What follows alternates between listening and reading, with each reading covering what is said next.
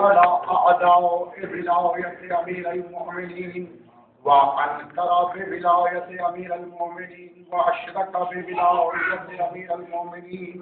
أما بعد فقد قال الله تبارك وتعالى في كتابه المجيد وفرقانه الحميد وهو أصدق القائلين وقوله الحق. هل أتاك حديث الغاشية وجوه يومئذ خاشعة عاملة ناصبة تصلى نارا حامية. صلوات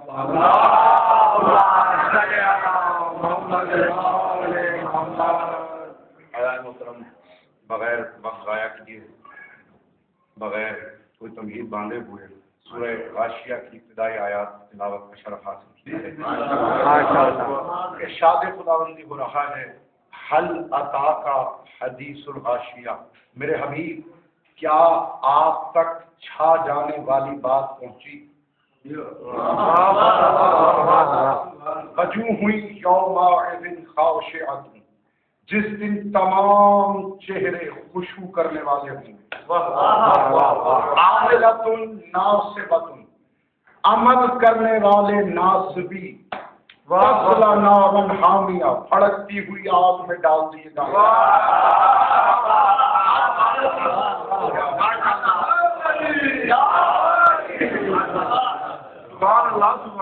میں تفسیر معصوم بیان کروں اور پھر سلسلہ آگے بڑھاؤں. ارشاد یہ جو ہوا کہ حل اتاک حدیث الغاشیہ. میرے بھی کیا آپ تک چھا جانے والی بات آئی؟ بہار الانوار پڑھ لیجیے بے شک. اس میں باقر مجلسی نے چھٹے امام سے حدیث روایت. مولا یہ چھا جانے والی بات کیا ہے؟ تو مولا مسکرا کے کہتے ہیں اللہ اس مصیبت کی بات کر رہا ہے جو قائم کی تلوار سے دشمنوں پہ چھا جائے گی.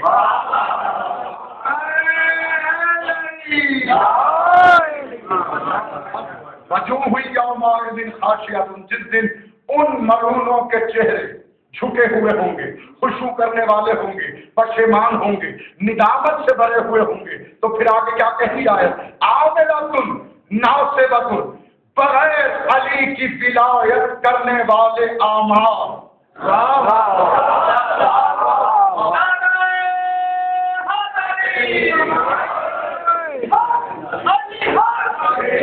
میں نے قرآن کی آیت پڑھی عاملۃ ناصبۃ. عمل کرنے والے ناصبی. میں نے ناصبی کی تعریف بتائی تھی کل پرسوں امام بارگاہ میں. ناصبی وہ ہوتا ہے جو امام وقت کو ہٹا کر کسی اور کو اس کی جگہ بٹھائے اور اس کی اطاعت کرے.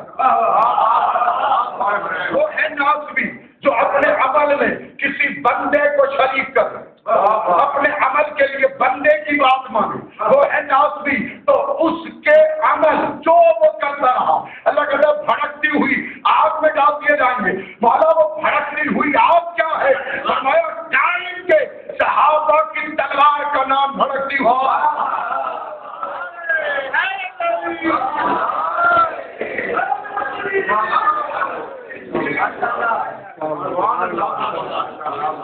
کسی نے یقین کے لیے نہیں بتاتے, لوگ چھپاتے ہیں. نار لقب قرآن میں میرے مولا زمانے کے کام کا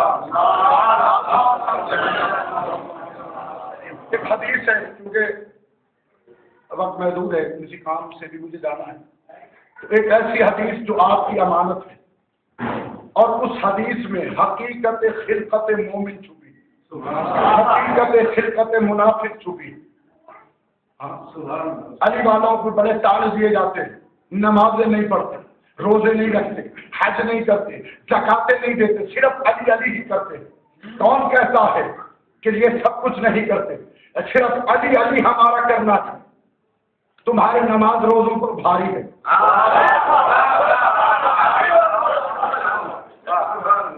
کتاب ابھی ڈاٹا میں پڑھی ہے بیٹا, گھر جاؤ علل الشرائع کتاب پڑھی, اٹھا کر ذرا لے.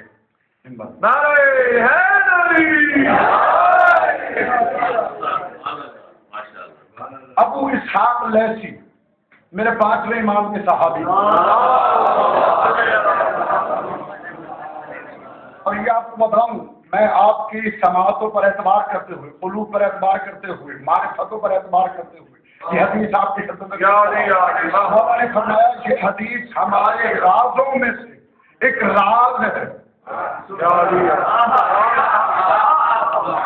اور یہ مجھے نہیں پتا کہ مجھے اس حدیث کو سنانے کے بعد کیا قیمت دینی پڑے گی، یہ میں نہیں جانتا، بس میں آپ سے محبت کرتے ہوئے علی کی بلا کیونکہ میرے دل میں ہے، ادھر بھی بلا ہے تو میں وہ حدیث آپ کی طرف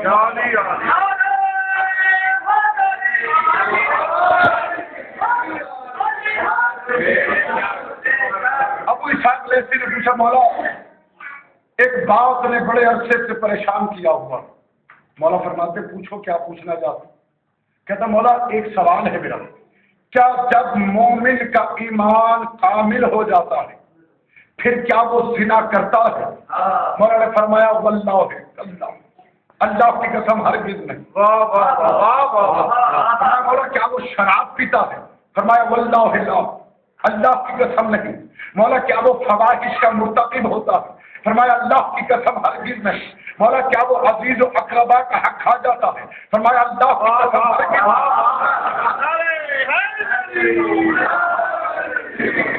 پھر میرے مولا سے کہنے لگا مولا کیا وہ گناہ کبیرہ یا گناہ کبیرہ کا مرتکب ہوتا ہے؟ مولا نے فرمایا واللہ نہیں اللہ کی قسم ہرگز نہیں۔ تو مولا کیا وہ راہزنی کرتا ہے؟ فرمایا اللہ کی قسم ہرگز نہیں۔ مولا یہ سارے ایوب وہ نہیں کرتا؟ مولا فرماتے ہرگز نہیں کرتا۔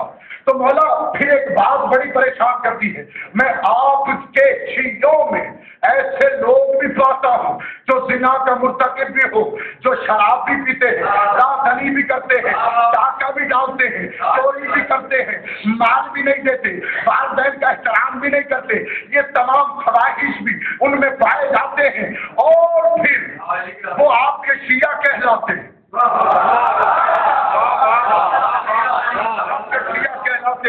مولا نے فرمایا ابو اسحاق لیثی کوئی اور شے بھی تیرے قلب میں ہو تو بتا، اس لیے کہ ایسے علوم کی تعلیم ان کو نہیں دی جاتی جو شرماتے ہیں، جو سوالوں کو قلب میں چھپائے رکھتے ہیں۔ پوچھ کیا پوچھنا چاہتا ہے؟ کہا مولا اس کے برعکس جب میں آپ کے دشمنوں کو دیکھتا ہوں نمازیں بھی شیعوں سے زیادہ پڑھتے ہیں، حج بھی ان سے زیادہ کرتے ہیں، فواحش سے بھی بچتے ہیں، چوری بھی نہیں کرتے، راہزنی بھی نہیں کرتے، ماں باپ کے حقوق بھی پورے دیتے ہیں اور رشتے داروں کے حقوق بھی پورے دیتے ہیں۔ بڑی مشکل میں یہ علم الشرائع کتاب ہے شیخ الصدوق علیہ رحمہ کے لکھی ہوئی، اس کا مطلب ہے شریعتوں کی وجہ علت علل جمع علت کی۔ اس کی دوسری جلد کے بالکل آخر سے یہاں سے یہ میں لے کر پڑھ رہا ہوں، یہ حدیث 4 صفحات پر حدیث ہے، بہت بڑی حدیث۔ مولا نے حقیقت خلقت مومن اور حقیقت خلقت منافق میں بیان کی۔ تو مولا سے بڑی حیرانی سے پوچھتا مولا اچھا یہ کیا وجہ ہے؟ مولا نے فرمایا اب تو نے جو کہا میرا بھی ایک سوال ہے۔ میرا مولا فرمائیے۔ کہا کہ مولا نے کہا کہ ان دونوں کے عقائد کو تو کیسا پاتا ہے؟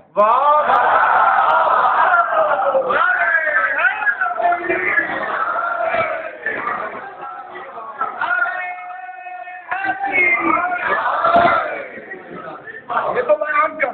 کہا مولا ہاں یہ میں بتاتا ہوں، پہلے والے جو ہر گناہ کا مرتکب ہوتے آپ کے شیعہ کہلاتے ہیں، سب کچھ بے شک کرتے ہو، لیکن جب آپ کی محبت کی بات آتی ہے، آپ سے محبت کی بات آتی ہے، آپ کے دشمن سے اگر ان کو پوری دنیا سونے کی بنا کے دے دے پھر بھی وہ آپ کی محبت نہیں چھوڑیں گے۔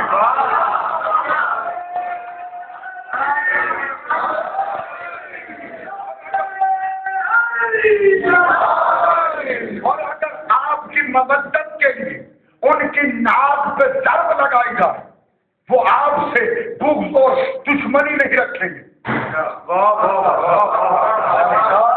یہ ہمارے شیعوں کا عقیدہ ہے۔ میں ہاں مولا میں تو ایسا ہی پاتا ہوں۔ اچھا اس کے برعکس ہمارے دشمنوں کا عقیدہ کیا؟ سنا ہے مولا پوری دنیا اگر سونے کی بنا کر انہیں دے دی جائے اور ان سے کہا جائے کہ آپ سے محبت کریں تو وہ آپ سے محبت نہیں کریں گے.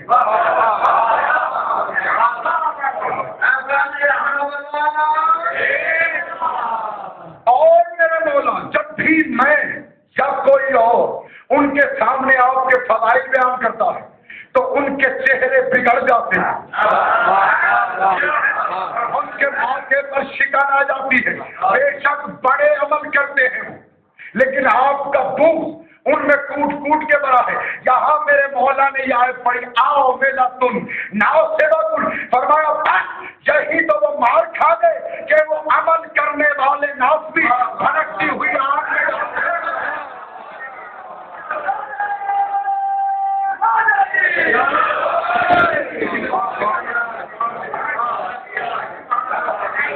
اور کہا کہ میرے مولا فرماتے اچھا ابو صاحب ایسی تجھ پر وائے ہو, کیا تو اس حقیقت سے واقف نہیں؟ اب یہ حقیقت خلقت بیان ہے, کیا تو نہیں واقف؟ کہتا مولا میرے ماں باپ آپ پہ قربان جائیں میں تو واقف نہیں. فرمایا تو پھر سن, اور جو قلوب اس حدیث کے حامل ہوں ان تک یہ حدیث ضرور پہنچا دیں. کہتا مولا بیان کی میرے مولا فرماتے دیکھو اللہ نے سب سے پہلے ایک زمین خلق کی اور اس زمین پر پاک و پاکیزہ پانی کا ایک چشمہ جاری کیا.